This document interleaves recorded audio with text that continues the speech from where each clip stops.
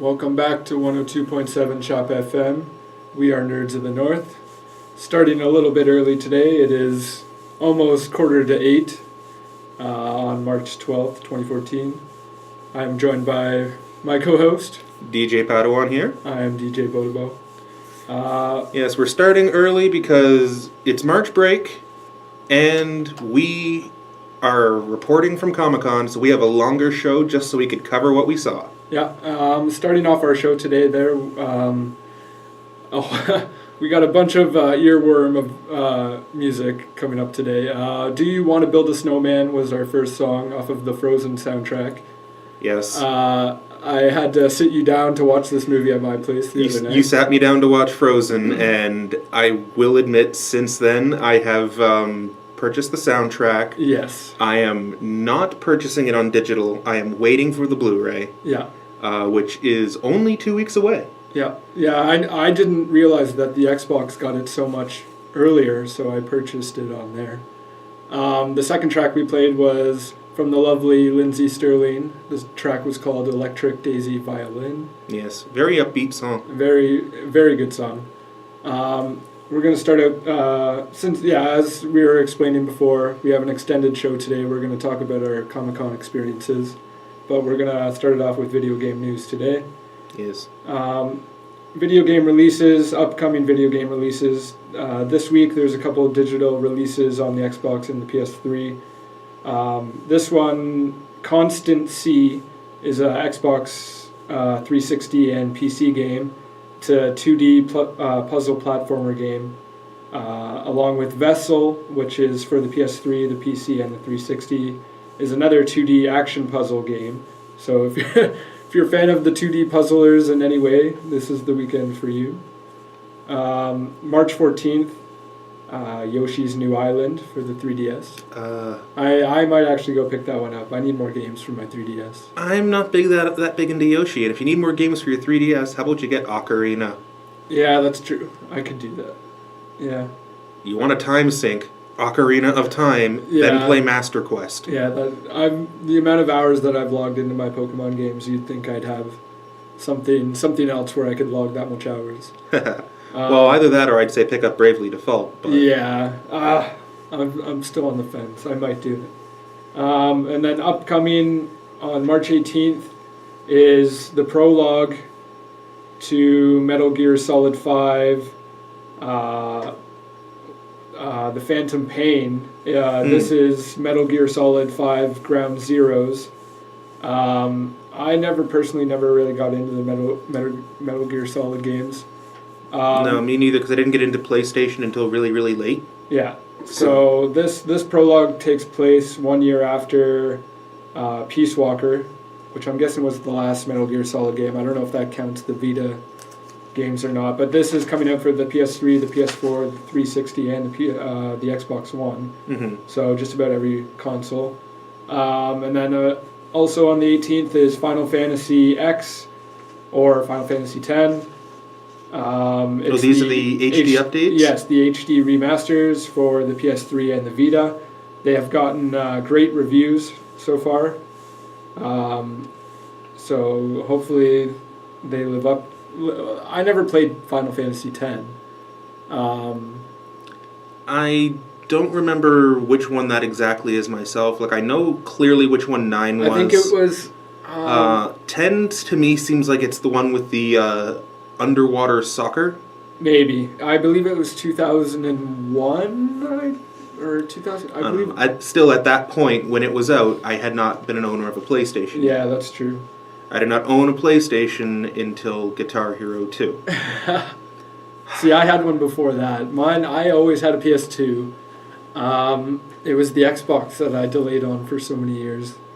The Last Guardian, which is a game that's been 8 years in development now. Yeah. I remember when it first got announced, or not too long after it got announced, there was a lot of hype around it. Apparently it's still coming, and it's supposed to be shown at E3 this year. It's supposed to be. Hopefully they don't pull out at the last minute. Back then, I would imagine they've revamped the whole game by now, but apparently there were rumors that it like stopped production, rumors that like they started again, but apparently it's still coming. So we'll see.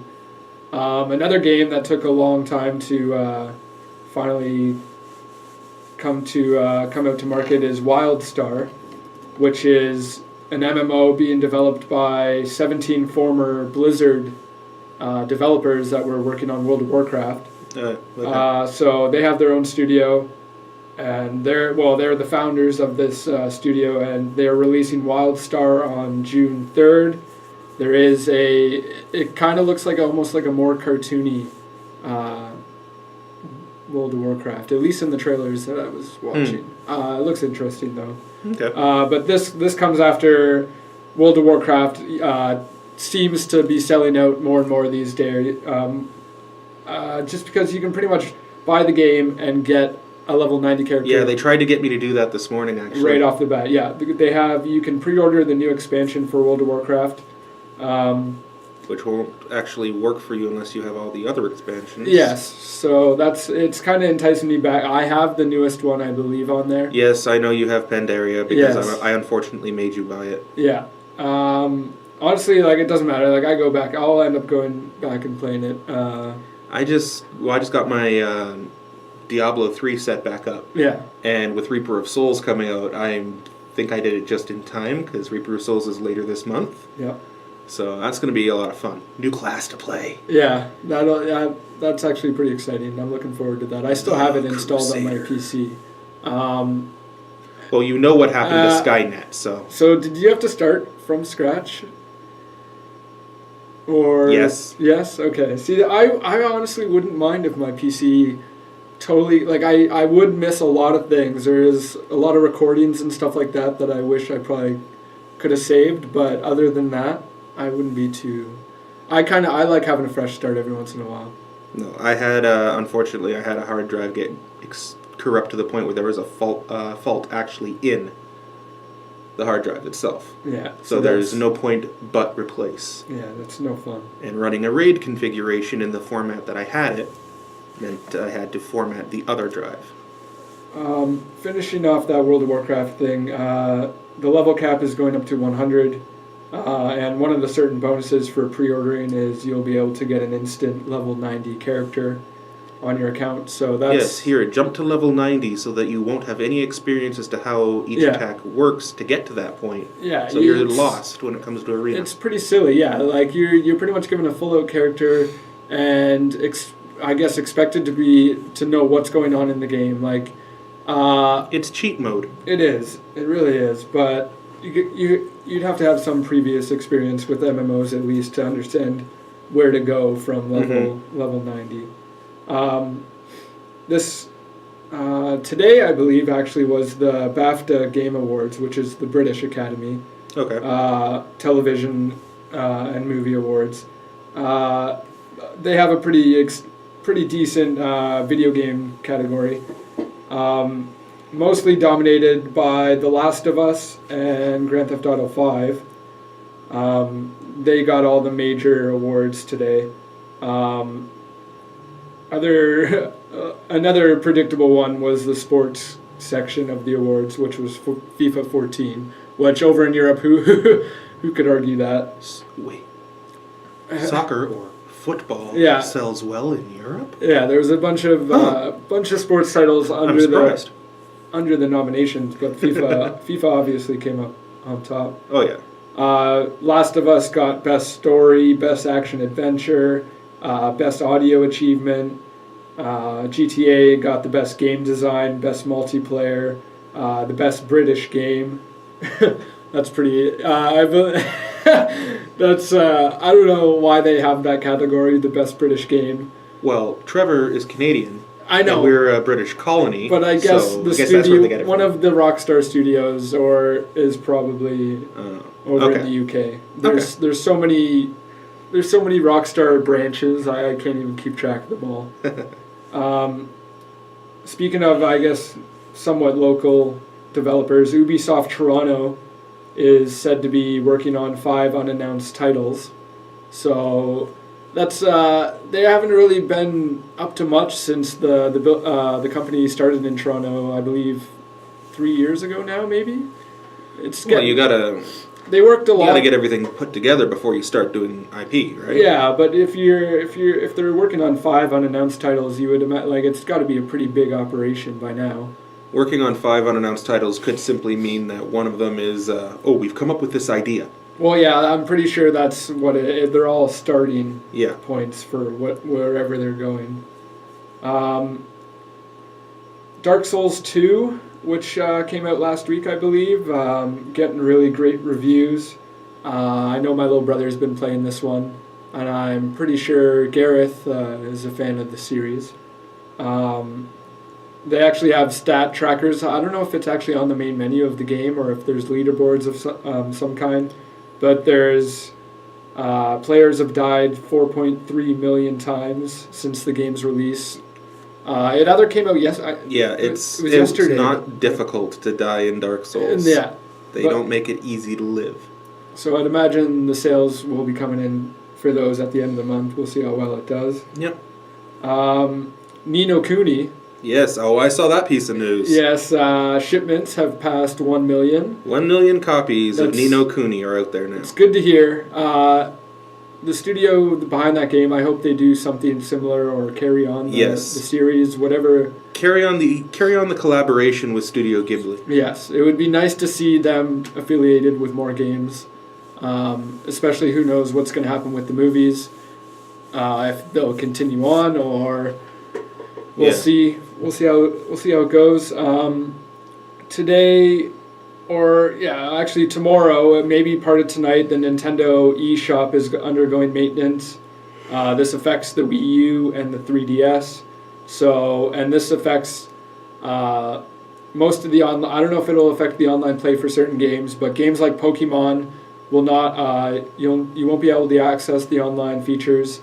You won't be able to access the electronic store on the Wii U and the 3DS for, I believe, 14 hours. So it's not too bad. It's not too bad. They haven't. I don't think they said what this is all about. Maybe it's just routine maintenance. Some more news to come out. Watch Dogs is set to be released in May. This comes after a leaked trailer, I believe. Was there also not the closed beta announcements come out for them finally? I think I missed that one. I'm not too sure. Oh, I thought I saw something about the beta for the Xbox. Maybe I missed that one. That would make sense. They might have said something about it. It has actually been 6 months since the delay of Watch Dogs. And then the creative director apparently told someone on Twitter that confirmed to somebody on Twitter that there's 8-player free roam or open world free roam multiplayer. So that's a little interesting. I seen the Twitter post. It could have been easily fixed if somebody wanted to mess around with somebody. I don't know why. It's getting close to April Fools, I guess. I hate the April Fools on video game news. You got to be pretty gullible to... The IGN Legend of Zelda movie trailer. Point made. You got to be pretty gullible, but you still just wonder about some of the posts that come out on April Fools. Other than that, that's about it for video game news. There was one thing, though. If you're a retro board gamer, this might interest you. If you're a player of Scrabble... Scrabble is set to update its dictionary for the first time in 9 years. So that's for you youngsters looking to pwn your grandmother in Scrabble. Maybe this is our time, because apparently thousands of new words is what the quote says. I don't know how far they're going to If I see a Scrabble board with text message speak on it, I believe I am boycotting Scrabble. Yeah. So no. It's going to be new lingo, that's for sure. So thousands of new words, one of which will be voted by fans. Votes will be taken until March 28th. The fan word will be revealed on April 10th, and the new version of the dictionary is due to be out in August. So I thought that was worth writing down because it'll be interesting to see what kind of words they throw in the new dictionary. Oh, well. That's about it for video game news today. Okay, well, we're going to take a short musical break here on 102.7 Shop FM, and we'll come back with more Nerds of the North and more movie news. Until then, sit back and relax. Here is Where in the World is Carmen Sandiego? Okay, welcome back to 102.7 Shop FM. We are the Nerds of the North, and that was started off with technical difficulty. Our apparently Where in the World is Carmen Sandiego is evading our capture right now. So we had to skip over that and go to Danger Zone from Kenny Loggins. So those were two little songs there we broke up our news report with, and moving on to entertainment news. Before I venture into the realm of movie news, a story was brought to my attention by a friend of mine, a fellow nerd of the North who's currently down south, but she is still a nerd of the North. And actually, I'm really glad this worked out for an author.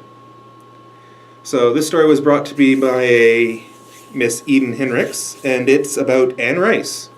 No surprise, that's all the two of us would talk about our entire high school times, would be Anne Rice and her Vampire Chronicles.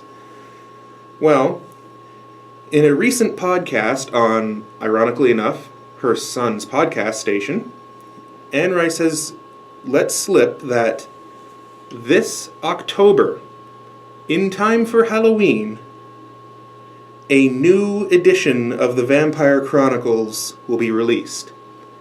And I'm not talking about a new collection of the old stories in a pretty new package. I am talking about new material in the form of a novel called Prince Lestat. And I am so excited. I'm pretty sure there's some epic fans out there that would be very excited about this. Almost, there's always a vampire ball that she hosts. That sounds about right. I could picture that. This is after the black and white movies did vampires, and after Bram Stoker's Dracula came out. The Vampire Chronicles is where vampires became very cool. Like, there are college courses in the States, college and university courses devoted to the Vampire Chronicles. And if you sit down and read them, it's really not that much of a surprise because it's so in-depth and the world, it comes to life around you. Now, let me just take a quick look here. The story is going to take a look at what the vampires have been up to since the events of Queen of the Damned. Old relationships shall be renewed, and Lestat, dealing with pressure from both sides, they're pressuring him from both sides, to become some type of a tribe leader for the vampires. I'm interested. Because if this is a chronicle coming from Lestat's point of view, then it's literally going to be told from the perspective of Lestat. That's the thing I loved about the chronicles, is they were told from a specific character's point of view. And there's so much more you tend to get out of that character when they're in this format. She has also teased a potential information that can lead to a Tale of the Body Thief film adaptation. The film is going to be covering not only Tale of the Body Thief, but key scenes that have been missed from the Vampire Lestat, which is the second book in the trilogy. And have you read the Chronicles at all? No, but as of right now, they've only announced the one. They've announced that she is working on one. Oh, you're talking about the book? Well, yeah, the book itself. Is this going to be a new trilogy? It's announced that it's going to be one book right now, but she's said on the podcast that she has come up with so much information. Okay. Yeah. This is looking to become the start of a new chronicle. Yeah. And, it's been almost 11 years since the last edition of the Chronicle was written. at which point we were told that would be the end. And now we're getting... Yeah, it's pretty big to bring now something Lestat back. is coming back to us? Yeah. Oh, you have no idea how happy this makes me. For those of you out there who aren't aware just the size and breadth of the Chronicle, I'm not going to go into detail about each and every book. It's going to take way too long. But the original book was Interview with the Vampire. Yes, it's also the movie. Now, the movie came out in the 90s, and Anne Rice did write the screenplay for that. But originally, she published that book in 1976. Following it up with The Vampire Lestat in 85, Queen of the Damned in 88, The Tale of the Body Thief in 92, Memnoch the Devil in 95, The Vampire Armand in 98, Merrick in 2000, Blood and Gold in 2001, Blackwood Farm in 2002, and Blood Canticle in 2003. So you can see the time frame. I'm sorry to all the Twilight fans out there. That's the time frame when vampires were cool. And you will not convince me otherwise. It's just not going to happen. Now, nearing on to the end of the Chronicle, she had 2 projects that she was writing. She was writing her Vampire Chronicles. She had 2 standalones that were dubbed New Tales of the Vampires. One was Vittorio and one was Pandora. But she had another major series called The Mayfair Witches. I think I've heard of this series. The Witching Hour, Lasher, and Talos. Well, when you get to Blood and Gold, the Vampire Chronicles and the Mayfair Witches have combined storylines. So the 2 of them end with Blood Canticle. Now, with Prince Lestat chronologically coming out, as she had said, after Memnoch the Devil. So we're still getting a story from Lestat before it switches over personality type and you hear from the Vampire Armand, which is just another one of the characters. You gotta love that. Huh? I just lost sound. You get it back? Oh. No, it's just a great book series. I'm super happy that they've got more of them coming out. And hopefully we'll definitely see more news as we get closer down to it. Now, we also have, starting into our actual official movie news here. Sorry for boring everybody out there with vampire stuff, I just had to say it. Hunger Games Catching Fire has sold 3.9 million units since it went on sale a week ago. Yeah, that series... That's not including digital sales. That series is doing pretty well. Honestly, since we've been kind of critical of it, but since, I have been, just because the first one did not leave the impression that it was hyped up to leave. Yeah, see, that's the thing. I didn't have any backstory into this. Like, I don't know anything about the books. I went and watched the first 2, and from the first film, you don't get a lot of sense where this is going, like how big of a scale this story is going to be. But by the second one, you kind of get a little bit of a glimpse at where this story could possibly lead. And it kind of, I want to see more of it. Like, I'm not going to lie, like, I want to see the rest of it now. Yeah. But at first, from the first film alone, no, like, it didn't really grab me a whole lot. Well, I'll have to give Catching Fire a shot then. Maybe it'll, as you said, it gives you a little bit more information and a little bit more reason to sit down and watch the rest of it. Now, moving on to the next Spider-Man film. Sorry.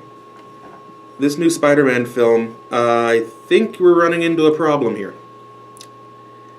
Too many villains in the new Spider-Man movie. To the point where the Rhino, one of Spider-Man's main villains, is only getting 4 minutes of screen time. Does he beat him that quickly? That'd be pretty funny if it's just Okay, wait. How many villains are due to be in the film anyway? You have Electro. You have Norman Osborn, who I don't care if he's getting into a suit or not, he is a villain. Yeah. You'll then have Harry Osborn, because someone's flying around in goblin tech. Yeah. I'm assuming it's going to be Harry. And Rhino. So there's 4 villains in this one movie. Now, let's take a look at Spider-Man 3. They had too many villains, and it didn't really make sense. Right? You had Spider-Man in the black suit, which was not exactly a villain, but not quite a hero. Yeah. You had Sandman. I could see this just being like a side battle. And then you get Venom in the last few seconds. Yeah. What, you're going to do this to Rhino now again, too? Excuse me, last time this happened, it caused a series reboot. Yeah. What are you doing? It'll be interesting to see where in the film that'll come up. Whether it's going to be right off the bat, in the middle, or at the end. Yeah. I'm guessing it might be like an intro battle. Yes. Well, I'm sure everyone out there knows of my personal detest for reboots of films. I know they happen. I'm well aware of it. But just because one film series got something right doesn't mean all film series have to follow suit. Okay? I am talking about the Legend of Zorro remake. It is currently having its script rewritten to be more like the Dark Knight trilogy. Isn't there already 2 Zorro movies, technically? There's the Legend of Zorro, there's the Mask of Zorro. Oh, okay. Yeah, maybe that's And I think there's 2 of them that have Antonio Banderas in it for sure. Yeah, but then... But Zorro was a big story back in the black and white. So there's a lot of films out. Just, man, what are you doing? It is kind of an interesting one to pull back up again. Yes. Now, I apologize if I get this actor's name wrong. My pronunciation is not always best at all times. However,